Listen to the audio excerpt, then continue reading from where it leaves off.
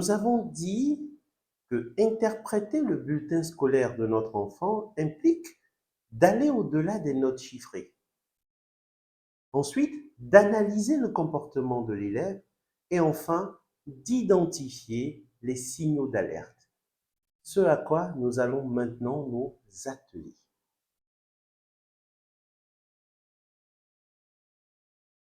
Les signaux d'alerte ne sont pas des jugements définitifs, mais des invitations à agir rapidement pour soutenir l'enfant.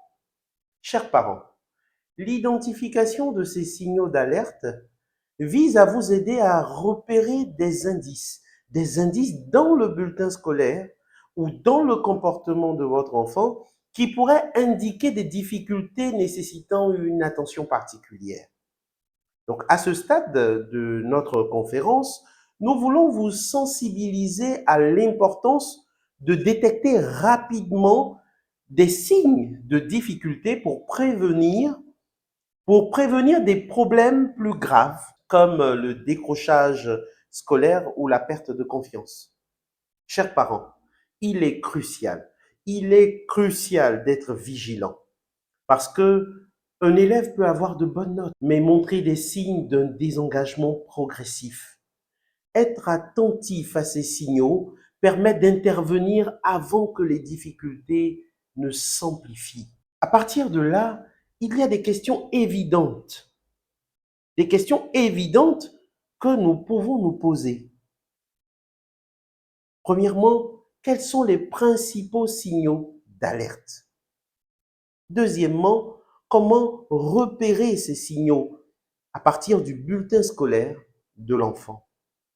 Troisièmement, que faire lorsqu'un signal d'alerte est détecté? Nous pouvons dégager trois grands signaux d'alerte, trois grands groupes de signaux d'alerte.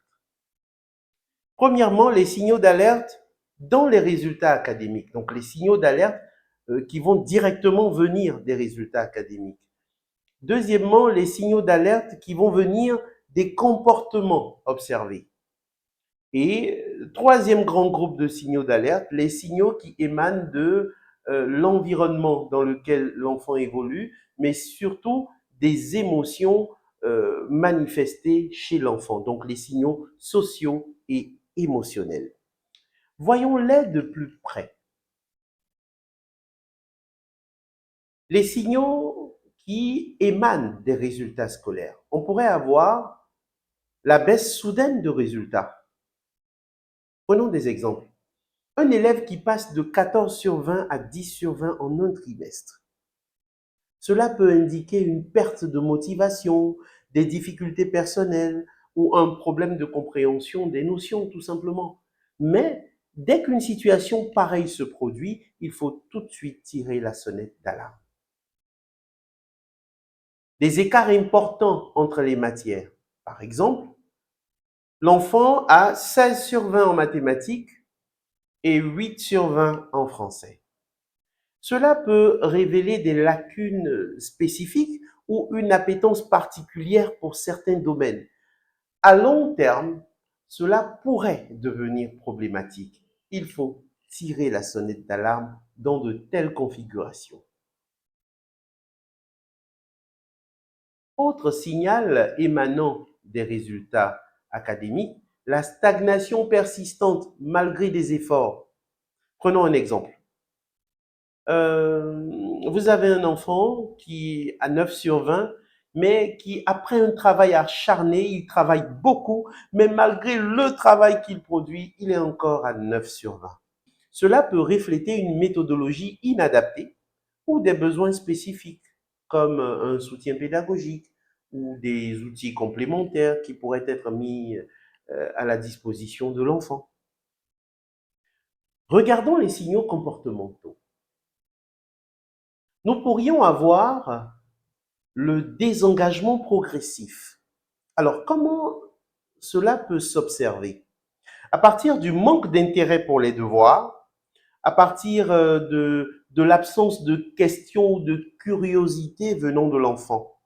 Et un tel signal peut indiquer un ennui, un manque de défi ou des difficultés émotionnelles. Deuxième signal relié directement au comportement, le changement dans les attitudes de l'enfant. Alors, cela peut s'observer comment? Des retards dans les devoirs, des tâches bâclées, un manque de soins, c'est ce qui n'était pas le cas auparavant. Et de tels signaux peuvent refléter un stress ou une perte de confiance en soi. Il y a donc nécessité de tirer la sonnette d'alarme. Troisième signal comportemental, je dirais, la réaction face aux difficultés. Alors, comment est-ce que cela pourrait se voir? À travers l'abandon rapide des exercices difficiles ou tout simplement le refus d'essayer. De tels signaux mettent en évidence un manque de persévérance ou tout simplement une peur de l'échec. Regardons la troisième catégorie de signaux, les signaux sociaux et émotionnels.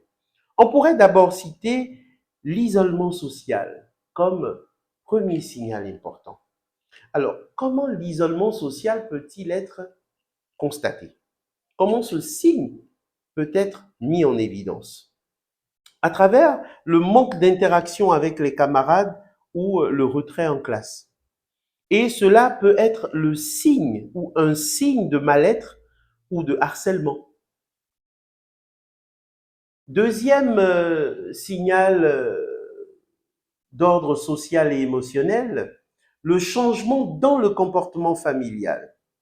Si vous observez de l'irritabilité, des silences inhabituels, un manque de communication à la maison, chers parents, il faut tirer la sonnette d'alarme parce que de tels signes peuvent indiquer une surcharge émotionnelle ou une difficulté scolaire non exprimée.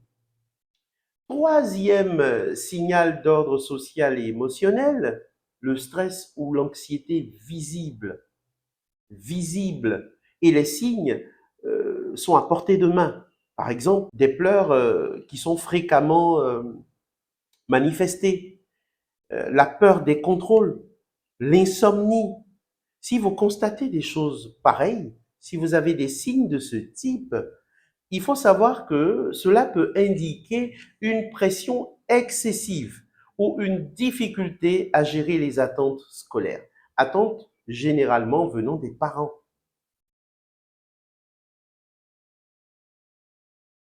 Comment repérer les signaux d'alerte dans le bulletin et au quotidien? Je vous propose 3 canaux pour repérer ces signaux d'alerte. D'abord, il faut observer les tendances dans le bulletin. Il faudra juste comparer les moyennes d'un trimestre à l'autre. Par exemple, est-ce qu'il y a évolution? Est-ce qu'il y a progression ou régression? Il faudra observer les écarts. Donc, est-ce qu'il y a des déséquilibres significatifs entre des matières ou entre des bilans? Et il faudra aussi regarder les commentaires des enseignants. Que disent les enseignants sur les attitudes ou les efforts de l'élève? Et si les commentaires sont absents du bilan scolaire, pendant la journée portes ouvertes, il faut en discuter avec l'enseignant. Deuxième canal que je vous propose pour repérer ces signaux d'alerte, observez les comportements au quotidien de l'enfant. À la maison, y a-t-il des changements dans la routine ou l'attitude face aux devoirs? En classe, et là, l'enseignant peut vous ramener l'information. L'enfant lui-même peut vous ramener l'information si vous discutez régulièrement avec lui. En classe, donc, que rapportent les enseignants ou que rapportent ses camarades de classe? C'est bien l'une des raisons, je saisis l'occasion pour préciser, chers parents, qu'il est important d'ouvrir la porte de la maison aux camarades de classe de votre enfant, parce qu'il pourrait y avoir des bénéfices, notamment à ce stade. On pourrait également l'observer dans les interactions sociales, ses comportements au quotidien. D'accord? Est-ce que mon enfant est isolé? Est-ce qu'il est en conflit avec les autres enfants de son âge, etc. Troisième canal pour repérer ces signaux d'alerte, c'est un outil qui va nous permettre en fait de recueillir tout ce que nous avons récupéré dans le canal 1 et dans le canal 2. D'accord? c'est le journal d'observation, dans lequel on pourra noter les changements de comportement ou des préoccupations spécifiques. Alors, comment se présente le journal d'observation? C'est bien ce que nous allons regarder maintenant. Un journal d'observation, chers parents, est un outil structuré qui permet de consigner au fil du temps les comportements, les attitudes et les performances de votre enfant. Ce document, donc le journal d'observation, a pour objectif d'aider à identifier des tendances, à identifier des signaux d'alerte ou des progrès, dans l'optique de mieux comprendre les besoins de l'élève et d'adapter les interventions. Alors, dans ce journal, nous avons deux grandes parties. Une première partie qui est le journal lui-même, à l'intérieur duquel nous aurons, outre les informations générales de présentation sur l'élève, nous aurons la date, le contexte, l'observation, l'interprétation et les actions ou remarques. Et une deuxième grande partie qui sera en fait une sorte de synthèse que nous déciderons de faire hebdomadairement ou mensuellement. À l'intérieur de cette synthèse, nous aurons un résumé, l'évolution constatée, mais surtout les prochaines étapes, les actions à envisager. Regardons cela concrètement.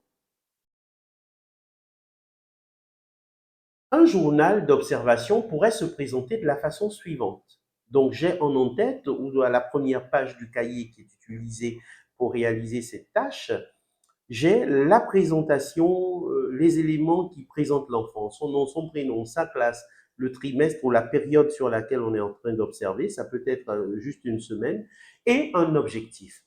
Je fais une petite parenthèse à ce niveau. Comme je le dis aux élèves en classe d'examen avec lesquels nous sommes en préparation, je leur précise que toute action, quelle que soit l'action, doit être longtemps à l'avance précédée d'un objectif clairement identifié. C'est la raison pour laquelle, dans le journal d'observation, je précise l'objectif que je vise à travers la tenue d'un tel journal. Dans notre cas, pour cet exemple, l'objectif pourrait être d'identifier les causes du désengagement apparent de l'enfant en classe et sa baisse de résultats. Nous aurons donc, dans un tel document, les informations suivantes. D'abord, les dates, donc les périodes d'observation, le contexte dans lequel l'observation a été réalisée, l'observation elle-même, l'interprétation qu'on en fait et les actions qu'on peut dégager à partir de l'interprétation. Nous avons donc là un exemple de journal d'observation. Par exemple, le 2 octobre 2024, c'était à la maison, après les devoirs. L'observation qui a été faite, c'est que Yannick a terminé ses devoirs rapidement, mais plusieurs erreurs basiques étaient présentes dans le devoir. Il semblait certainement distrait. L'interprétation qu'on va faire, c'est manque de concentration ou d'attention pendant la réalisation des devoirs. Qu'est-ce qu'on propose comme action directement? Alors, on va vérifier si Yannick comprend les consignes avant de commencer son travail. Et c'est ce que nous allons faire à chaque fois que nous allons réaliser une observation. Ce journal peut être tenu à la fois par les parents et par le répétiteur. Pour la deuxième partie du journal d'observation, donc la partie synthèse qui peut se faire hebdomadairement ou mensuellement, en voici un exemple. Voici un exemple. D'abord, imaginons un résumé hebdomadaire. On a d'abord l'observation générale. Yannick montre un manque de concentration dans les devoirs et une baisse de participation en classe. Ses résultats en mathématiques et sciences sont en baisse, ce qui semble affecter sa motivation globale. On tire une hypothèse, il y a probablement un manque de confiance en lui qui pourrait expliquer les comportements récents qu'on a pu observer chez lui. Qu'est-ce qu'on fait pour la suite? On prévoit organiser des sessions de révision pour renforcer ses bases en sciences et en mathématiques. Question de combler un tout petit peu les lacunes. Et ensuite, on prévoit de féliciter Yannick pour les efforts qu'il aura à effectuer ou pour les efforts qu'il a déjà effectués dans d'autres matières, les matières dans lesquelles il réussit mieux. D'accord? Une synthèse mensuelle pourrait présenter des points positifs. Donc, Yannick commence à poser quelques questions en classe, notamment en français. Une légère amélioration dans la régularité des devoirs est observée chez Yannick. Point à travailler, maintenir l'accompagnement en mathématiques, renforcer la confiance en soi de Yannick, d'accord? Plan d'action pour le mois de novembre, puisque là, nous sommes à la fin du mois d'octobre, on prévoit introduire un système de petites réussites quotidiennes à noter dans un carnet et collaborer avec les enseignants de Yannick pour identifier d'autres blocages éventuels qui nous auraient échappé. Chers parents, pour bien tenir un journal d'observation, soyez factuels. Il faut éviter les jugements. Notez ce que vous voyez ou entendez sans extrapoler immédiatement. Prenons un exemple. Au lieu de dire Yannick semblait frustré, il faut plutôt dire Yannick est paresseux. Voyez la différence? Deuxièmement, restez régulier. Donc, prenez des notes fréquemment. Même si elles sont courtes, cela permet de repérer des tendances sur le long terme. Troisièmement, utilisez des outils visuels comme un tableau ou un graphique, etc. pour visualiser les progrès de votre enfant. Et quatrièmement, ne le faites pas seul. Collaborez avec les enseignants. Partagez vos observations avec eux pour obtenir des retours complémentaires, pour affiner votre analyse. Chers parents, un journal d'observation bien tenu est un outil puissant pour comprendre les comportements de l'élève et mettre en place des stratégies adaptées à ses besoins. Retenez que le journal d'observation est un outil qui présente plusieurs avantages, tels que la détection précoce, identifier rapidement les signaux d'alerte, l'analyse des tendances, suivre l'évolution des comportements et des performances de l'enfant, une communication facilitée, aider les parents et les enseignants à dialoguer sur des bases factuelles, un accompagnement personnalisé, donc proposer des actions concrètes adaptées aux besoins de l'élève.